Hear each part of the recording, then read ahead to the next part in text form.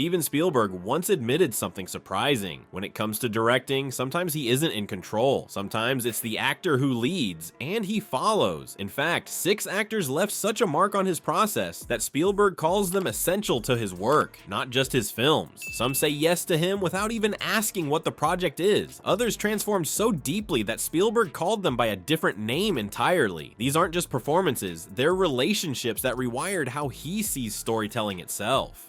Number 1, Tom Hanks.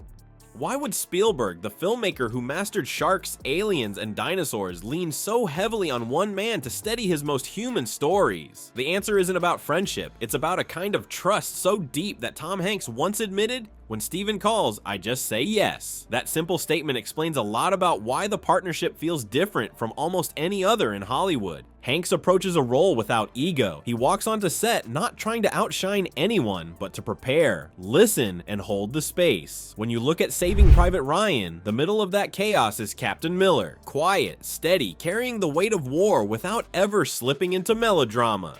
In Bridge of Spies, it's the calm rhythm of his questioning that balances the espionage tension. And in The Post, Hanks turns a newsroom battle into a human challenge rather than just a political one. That balance is exactly what Spielberg sees. He calls Hanks the gravity in his films. Instead of tilting the story, he steadies it, becoming an anchor within storms too large to control. Number 2, Daniel Day-Lewis.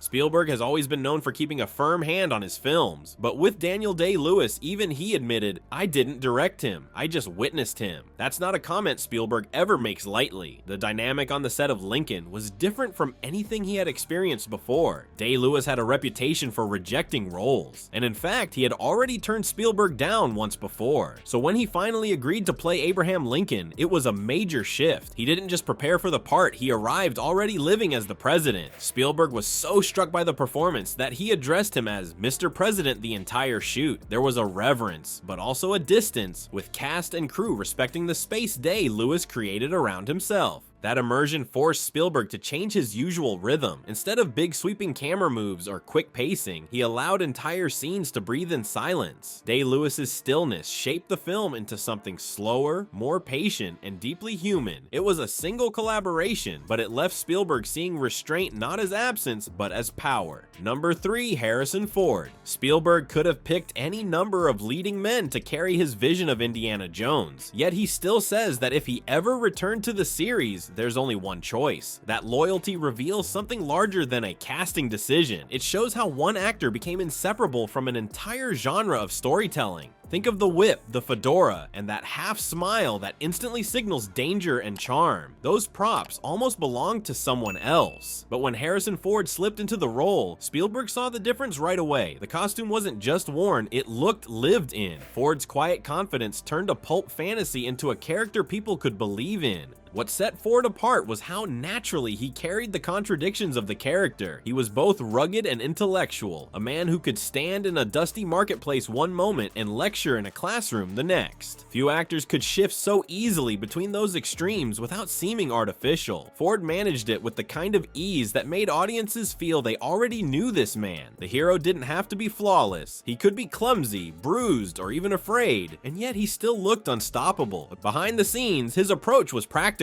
Ford never leaned on theatrics or off-camera drama. He arrived ready, performed with precision, and projected an assurance that bled into every frame. That professionalism gave the adventure films a grounded center, allowing Spielberg to stretch into the extraordinary without losing touch with reality. Over time, that consistency built trust not only with Spielberg, but also with the audience. Every new film promised the same blend of humor, tension, and sheer determination that Ford had etched into the role. Even decades later, the idea of anyone else picking up the whip feels less like a possibility and more like a violation of cinematic memory. In the end, Ford didn't just act in an adventure series. He gave Spielberg's idea of timeless heroism a human face, one people still can't separate from myth itself. Number 4, Leonardo DiCaprio. How does an actor best known for sweeping romance films suddenly catch the attention of a director looking for something very different? For Leonardo DiCaprio, that turning point came when Spielberg cast him in Catch Me If You Can. It wasn't about charm or star power. Spielberg saw something more precise at work. He described DiCaprio as carrying a clock inside him, a rare ability to feel the rhythm of a scene without needing to be told. That timing transformed the movie. What could have played as a flashy chase story became layered with wit and tension, moving at a rhythm set not by editing, but by DiCaprio. His quick instincts in dialogue, his composure when the camera lingered, even the way he adjusted to Tom Hanks across the table. All of it created a tempo Spielberg matched with his camera.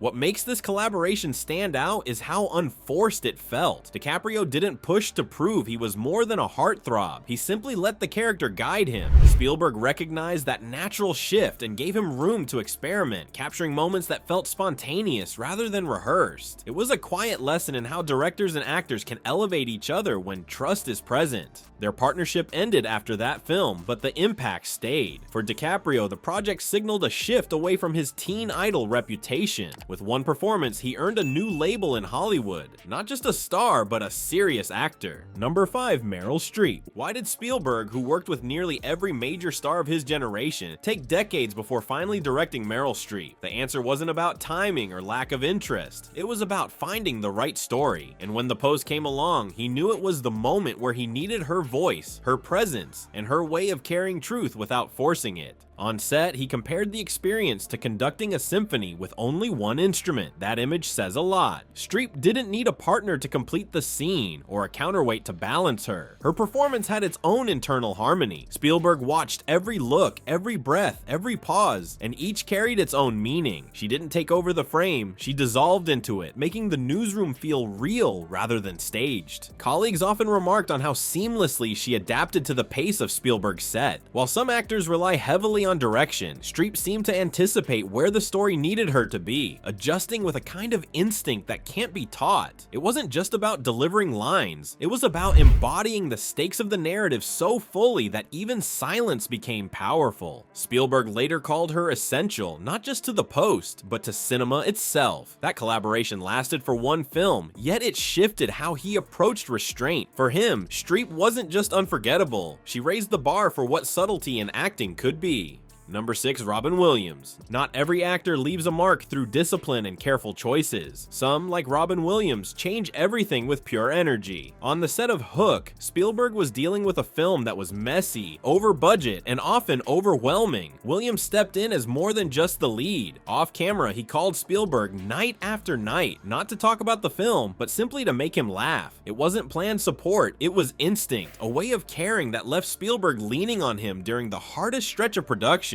That same instinct carried into his performance. Williams' gift was improvisation, and during Hook, it turned scenes that could have been swallowed by spectacle into moments filled with warmth. You never knew exactly what he'd do, but that unpredictability gave Peter Pan a believable humanity. Instead of just flying through fantasy, he grounded the role with humor that felt alive in the moment. For Spielberg, the influence ran deeper. After Williams' death, he paused work on upcoming projects. One actor didn't just fuel a film, he altered Spielberg's rhythm for years. Spielberg's biggest films may carry his name, but they were never built alone. Each of these 6 actors gave more than a performance. They left fingerprints on the way he tells stories. From Hanks grounding chaos to Williams lighting up dark moments, they weren't just cast members, they were partners shaping the outcome. These choices show a pattern. Spielberg didn't only find talent, he forged bonds that guided how his films looked, felt, and lingered in memory. Now the question is yours. Which role felt less like acting and more like shared authorship? Let us know in the comments.